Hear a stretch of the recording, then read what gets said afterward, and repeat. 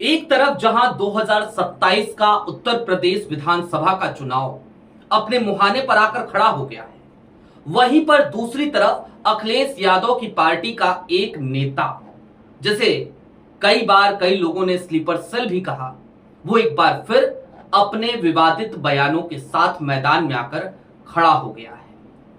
हालांकि समाजवादी पार्टी की तरफ से ऐसे नेताओं को अखिलेश यादव ने कड़ा संदेश जरूर भेजा है, लेकिन इन सब के दरमियान सबसे बड़ा सवाल तो यही है कि राहुल गांधी के ऊपर समाजवादी पार्टी के ये लोग हमलावर क्यों हो रहे हैं। ऐसा पहली बार भी नहीं है जब समाजवादी पार्टी का ये नेता इस तरीके की टिप्पणी कर रहा हो। इससे पहले कई बार इस व्यक्ति ने इसी तरीके की टिप्पणियां करी है।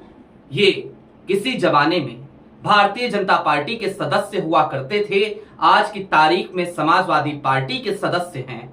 लेकिन सवाल वही है, ऐसे स्लीपर सेल्स को अखिलेश यादव क्या किनारे करेंगे?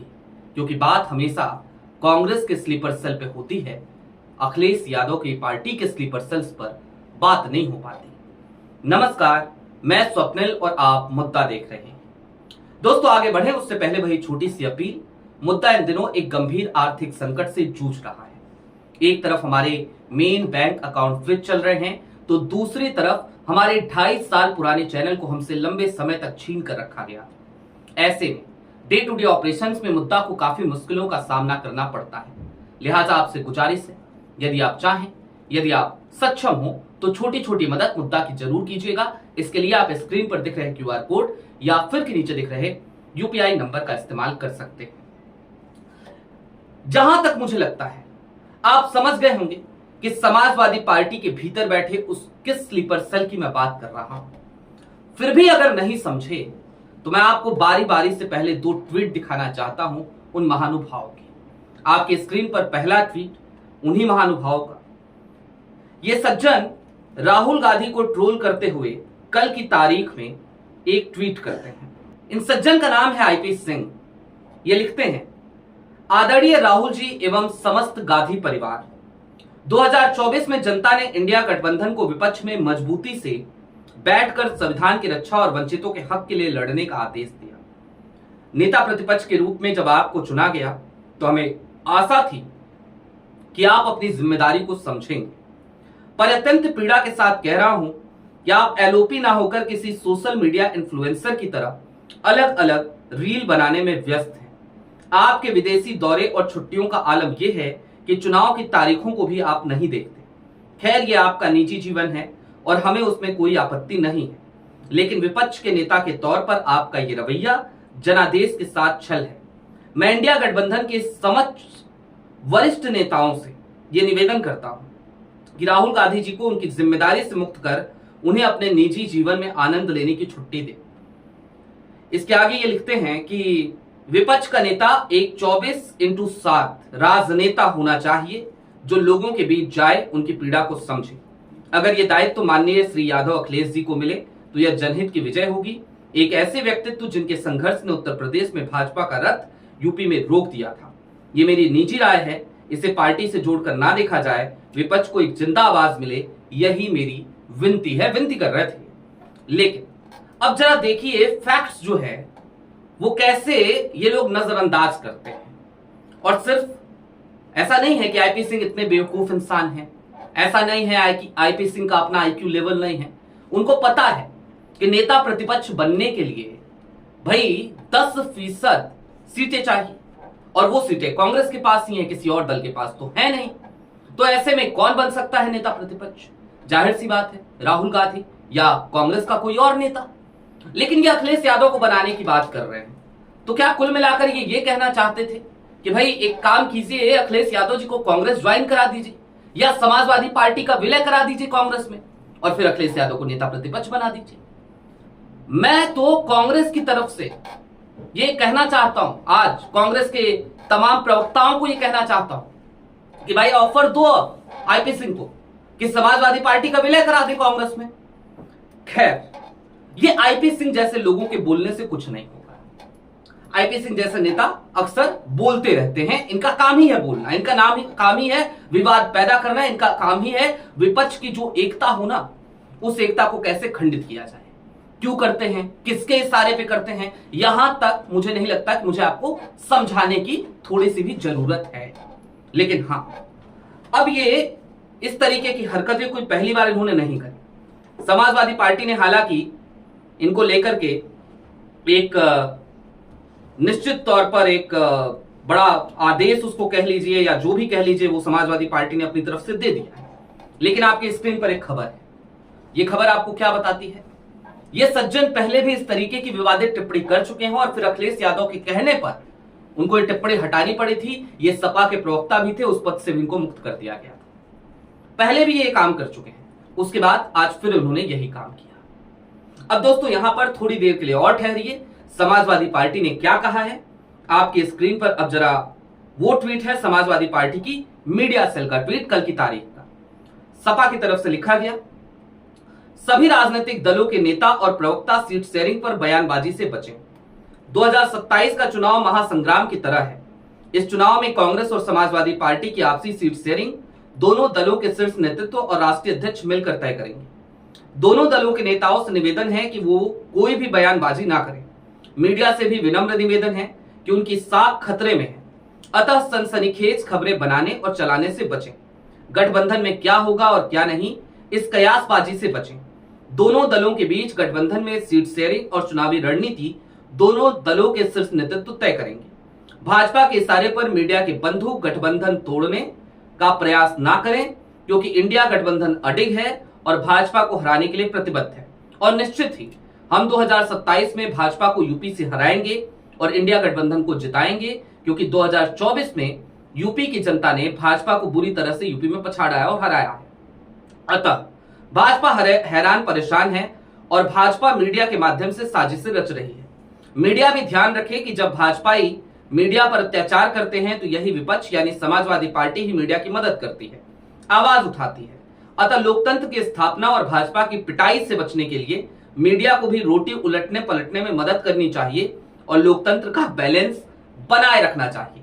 मैं समाजवादी पार्टी की इस टिप्पणी के साथ हूं। निश्चित तौर पर सबको होना चाहिए जो कोई भी लोकतंत्र में भरोसा रखता है। और समाजवादी पार्टी ऐसा नहीं है कि कांग्रेस की ही मजबूरी है उत्तर प्रदेश में, बिल्कुल नहीं है। बहुत लोगों को यह बड़ी गलतफहमी है और ऐसे लोगों की गलतफहमी का ही फायदा आईपी सिंह जैसे लोग उठाते हैं। लोगों को गलतफहमी क्या है कि कांग्रेस का कोई नामलेवा उत्तर प्रदेश में नहीं है। लोगों को गलतफहमी क्या है कि कांग्रेस अपने बस पर उत्तर प्रदेश में कुछ भी नहीं कर पाएगी। ठीक बात है, चलिए मान लेते हैं नहीं कर पाएगी, लेकिन कम से कम उसका जो अपना कार्डर है, अपने कार्यकर्ता है, उनके अंदर एक ऊर्जा का संचार तो होगा अगर वो सही तरीके से चुनाव लड़ेगी।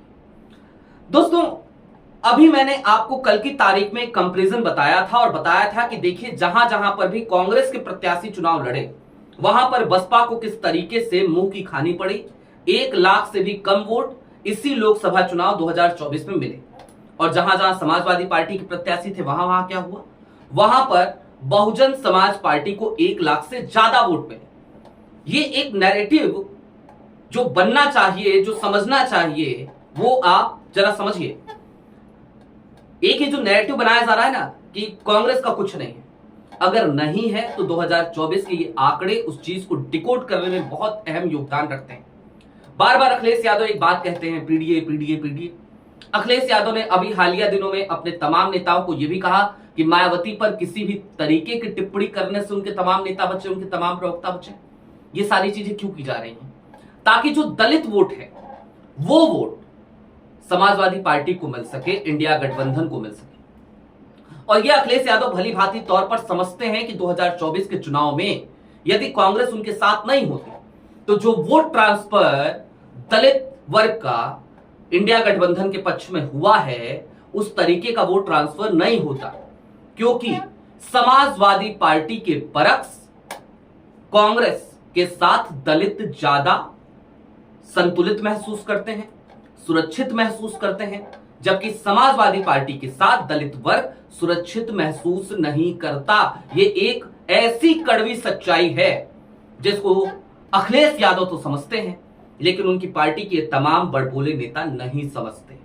अब चूंकि मैंने इतनी बातें करी हैं समाजवादी पार्टी के एक नेता को लेकर, तो ऐसा नहीं है कि मैं कांग्रेस के तमाम नेताओं को क्लीन चिट दे रहा हूं ना, बिल्कुल नहीं, वो नहीं होगा। समाजवादी पार्टी में अगर कोई स्लीपर सेल इक्का दुक्का है तो कांग्रेस में तो भरमार है। कांग्रेस में तो इतने स्लीपर सेल हैं कि पूछिए मत। लेकिन हां, समाजवादी पार्टी को भी यह समझना पड़ेगा और कांग्रेस को भी यह समझना पड़ेगा कि यदि भारतीय जनता पार्टी को उन्हें वाकई में उत्तर प्रदेश में हराना है तो उन्हें पहले तो अपने इन चिंटू, पिंटू, निंटू इन सबसे निजात पानी होगी। इन सबको जरा घर बैठाना पड़ेगा, इन सबको इसी तरीके से ताकीद करनी होगी या फिर इन पर एक्शन लेना पड़ेगा। और दूसरी तरफ मजबूती के साथ संतुलन बनाते हुए चुनावी मैदान में उतरना पड़ेगा। अगर आरजेडी जैसी जिद, मैं फिर दोहरा रहा हूं, आरजेडी जैसी जिद लेकर के यदि अखिलेश बैठ गए और यदि कांग्रेस में जिस तरीके से हुआ उसी तरीके से राहुल ने इग्नोर किया तो 2027 का चुनाव कांग्रेस तो चुनाव दर चुनाव हार ही रही है, तो वो तो हार ही जाएगी। लेकिन ये नुकसान फिर अखिलेश यादव का होगा जैसे तेजस्वी का हुआ। ये नुकसान कांग्रेस का नहीं होगा। कांग्रेस की फिलवक्त भी 3 राज्यों में सरकारें हैं, ये बात याद रखनी चाहिए। 2 राज्यों में बच जाए, 1 राज्य में बच जाए, तब भी तो है ना उसके पास सरकार। तेजस्वी के पास एक मौका था, वो मौका खो दिया उन्होंने। और अब अखिलेश यादव के पास 2027 एक गोल्डन अपॉर्चुनिटी है।